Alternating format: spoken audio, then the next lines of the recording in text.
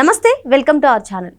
మాజీ మంత్రి విడుదల రజనీపై ఏసీబీ పోలీసులు కేసు నమోదు చేసిన సంగతి తెలిసిందే. మరి దీనిపై స్పందిస్తూ రజనీ దీనికి మొత్తం లావు కృష్ణదేవరాయలే దర్శకత్వం వహించారని ఆయనపై మండిపడ్డారు. మరి దీనిపై లావు కృష్ణదేవరాయలు గారు స్పందిస్తున్నారు. అసలు ఆయన ఏమంటున్నారు, నిజంగానే ఆయన హస్తం ఉందా లేదు అంటే ఇది ఒక డైవర్షన్ పాలిటిక్సా, ఇవన్నీ కూడా తెలుసుకునే ప్రయత్నం చేద్దాం. దీన్ని పూర్తిగా విశ్లేషించడానికి మనతో పాటుగా ఉన్నారు సీనియర్ పొలిటికల్ అనలిస్ట్ అరసమెల్లి శ్రీనివాస్ గారు. సార్ నమస్తే సార్. నమస్కారం అండి. ఇప్పుడు ఏదైతే రజనీ పైన కేసు నమోదైందో ఆ కేసు పైన స్పందిస్తూ లావు కృష్ణదేవరాయల గురించి అయితే ఆమె చెప్పారు సార్. మరి లావు కృష్ణదేవరాయలు గారు కూడా స్పందించారు. అసలు ఈ క్రషర్ యాజమానితో నాకు సంబంధం లేదని ఆయన అంటున్నారు. మరి ఎందుకని ఈయన పేరు ప్రస్తావించారు? అదేవిధంగా ఇదేమన్నా డైవర్షన్ పాలిటిక్సా ఏంటి సార్ మీ అభిప్రాయం? విడుదల రజనీ గారు 2019లో ఎమ్మెల్యే అయ్యారు, తర్వాత మంత్రి అయ్యారు. లావు కృష్ణదేవరాయలు గారు ఎంపీ, వైసీపీ ఎంపీ 2019 నుంచి 24 వరకు. అయితే అక్కడ ఒక రాంగ్ ప్లేస్లో రైట్ పర్సన్ లావు కృష్ణదేవరాయలు గారు అనేటువంటిది మనం చూసాం. వయసులో చిన్నవాడైనా హుందాగా ఎక్కడా కూడా దుర్భాషలు అవి మాట్లాడకుండా ఆయన ఎంపీ కాన్స్టిట్యున్సీలో అంతర్భాగమైన చిలకలూరిపేట నియోజకవర్గానికి ఆయన రానివ్వకుండా అనేకసార్లు అడ్డుకున్నది ఎవరు? ఇవిడే కదా. ఆయనతో మీకు ఏంటి ప్రాబ్లం? ఇప్పుడు ప్రోటోకాల్ ప్రకారం ఆయన ఎంపీ, ఏ కార్యక్రమంలో పాల్గొని ఆయన ఉండాలి. ఆయన రావడానికి మీరు అభ్యంతరం ఎందుకు చెప్పారు? ఆయన ఎంపీగా నియోజకవర్గానికి ఎందుకు తిరగకూడదైనా? అనేక విధాలుగా మీరు ఇప్పుడు మిగతా 6 నియోజకవర్గాల్లో అంబటి రాంబాబు ఉన్నాడో, పిన్నెల రామకృష్ణారెడ్డి నర్రూప రాక్షసుడు ఉన్నాడో, గోపిరెడ్డి శ్రీనివాసరెడ్డి, కాసు మహేష్ రెడ్డి ఇలాంటి వాళ్ళందరూ ఉన్నారు. వాళ్ళే మంచివాళ్ళేం కాదు, వాళ్ళు నీకన్నా దారుణం. అయినా సరే వాళ్ళే చాలా మంచివాడు బాబు, ఇతను ఏమనకూడదురా బాబు అనుకునేవారు వాళ్ళు. అనే కదా, వాళ్ళు ఎవరిని పడితే వాళ్ళు మాట్లాడిన మనుషులు కూడా ఈయన ఏమైనా అంటాక ఆలోచించేవారు. అంటే ఈయన ఎంత మంచివాడు, పద్ధతైనడు, కుర్రవాడు, చక్కని కుర్రవాడు, చదువుకున్నవాడు అనేటువంటిది కదా అతను. అంటే శత్రువు కూడా అతన్ని ఒక మాట మాట్లాడడానికి ఆలోచిస్తాడు. అలాంటిది మీరు అతన్ని నానా రకాల యాగి పెట్టారు. అతను చాలా పెద్ద మనిషి కాబట్టి ఆడలతో మన తప్పు, మనం ఏమనకూడదని నోరు మూసుకు పోయాడు. ఇవాళ అతను మీ దెబ్బకే మీ పార్టీ నీకు ప్రమోషన్ ఇచ్చింది మంత్రిగా. ఓహో, ఇలాంటి పార్టీలో ఇలాగ ఉంటేనే ప్రమోషన్ ఇస్తారు కావాల్సి మనకి ఎంతురా బాబు అని చెప్పేసి, ఇటువంటి సంస్కారం లేని పార్టీలో గట్ట మనం ఉండకూడదు, నరరూప రాక్షసులు, అరాచకవాదులు, దోపిడీదారులతో మనం ఉంటే మనకి ఇబ్బంది అని ఆ పార్టీ వదిలేసి కూటమిలో చేరాడు. టీడీపీ చేరాడు, కూటమిలో గెలిచాడు, అని ఎంపీగా ఉన్నాడు. ఈ 8-9 నెలల నుంచి నీ గురించి ఒక మాట మాట్లాడలేదు నేను. నీవే కక్ష సాధించడానికి ప్రయత్నం చేయలేదు.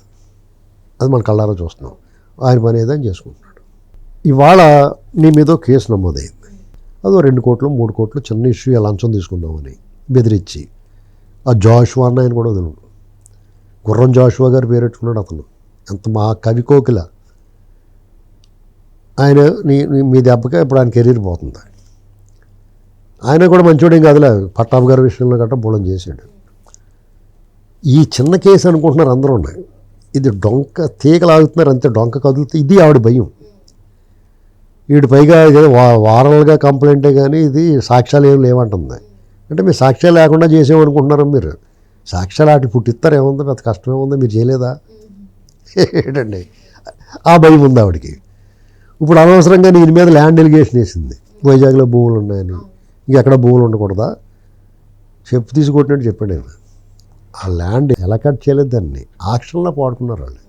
అంటే డబ్బులు ఇచ్చి కొనుక్కున్నారు వాళ్ళు, బొడ్డుగాడు మూట తీసి కొనుక్కున్నారు వాళ్ళు. వాళ్ళు ఎలా మాట్లాడతారు? బాబు మేము విద్యా సంస్థ పెడుతున్నాం, మాకు కొంచెం భూమి ఇవ్వండి, ఎంతకో అంత రేటుకి, తక్కువ రేటుకి అని అనలేదు. ఓపెన్ ఆక్షన్లో పాడుకున్నారు. ఇప్పుడు అమరావతిలో కంటే విద్యా సంస్థలు పెడుతున్నారా? వాళ్ళకి ప్రభుత్వం కొంచెం కన్సెషన్ రేటుకో దేనికో భూములు అలాట్ చేసి రండి బాబు, పెట్టండి బాబు అని బతిమాలుతున్నారు వాళ్ళు. అలాగా వీళ్ళు మా విద్య చాలా పేరు ప్రతిష్టలు ఉన్న 40-45 ఏళ్ళ నుంచి వాళ్ళు విద్యా సంస్థలు నడుపుతున్నారు. వాళ్ళంత పేరు ఉంది వాళ్ళకి. వాళ్ళు ఎక్కడైనా విద్యా సంస్థ నడిపించారంటే అక్కడ చుట్టుపక్కల అభివృద్ధి ఉంటుంది, పిల్లలకు చదువు చెప్పిస్తారంటే ధర్మంగా పద్ధతిగా. రత్తయ్య గారు మంచి పేరు ఉన్నవాడు, ఒక ఆర్గనైజ్డ్గా అందంగా క్రమశిక్షణతో పద్ధతిగా చేస్తూ ఉంటారు వాళ్ళంతా. వాళ్ళ అమ్మాయి కానీ, రత్తయ్య గారు అమ్మాయి, దేవరాయల సోదరి కానీ, వీళ్ళంతా కూడా.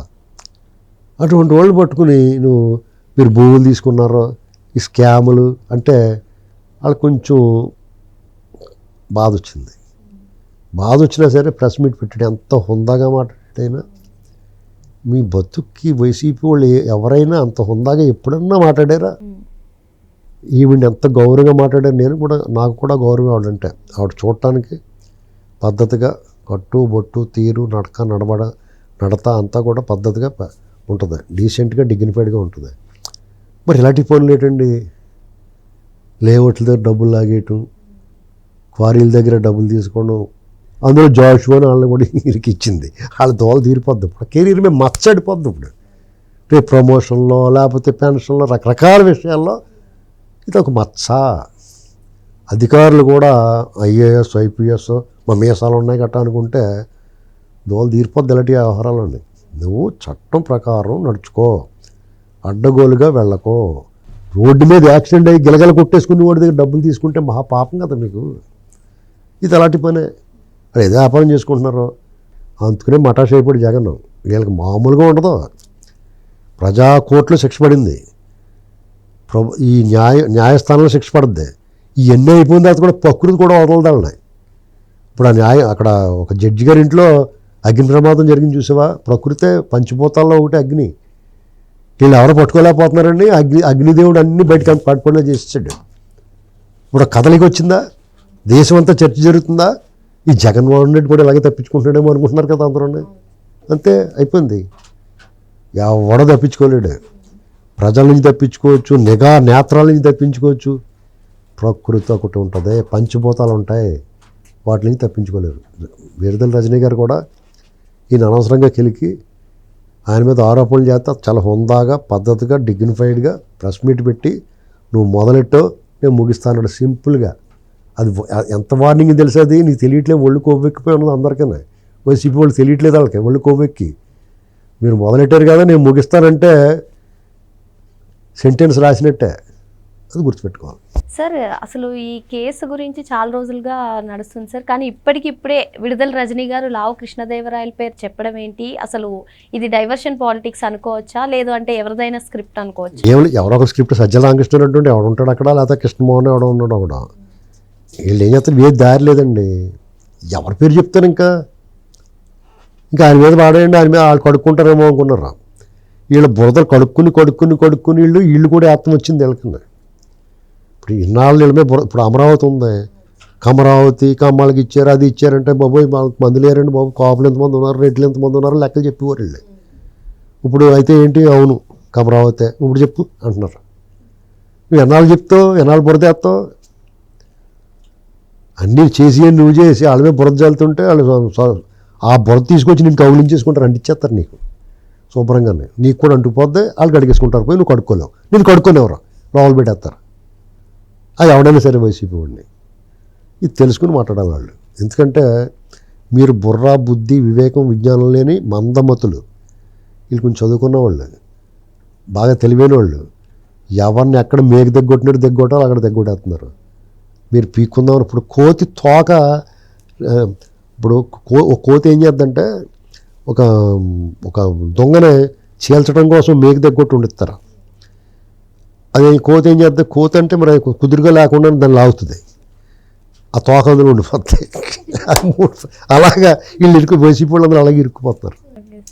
ఇప్పుడు వాళ్ళు తప్పు చేశారు, మిమ్మల్ని వదిలేండి బాబుని ఏదో రకంగా బతిమాలుకున్నారు, చిన్న శిక్ష అనిపించేసో ఇంకెప్పుడు చేయమండి బాబు జడ్జి గారి ముందు ప్రమాణం చేసి దండలు పెట్టేస్తే వదిలేస్తారు.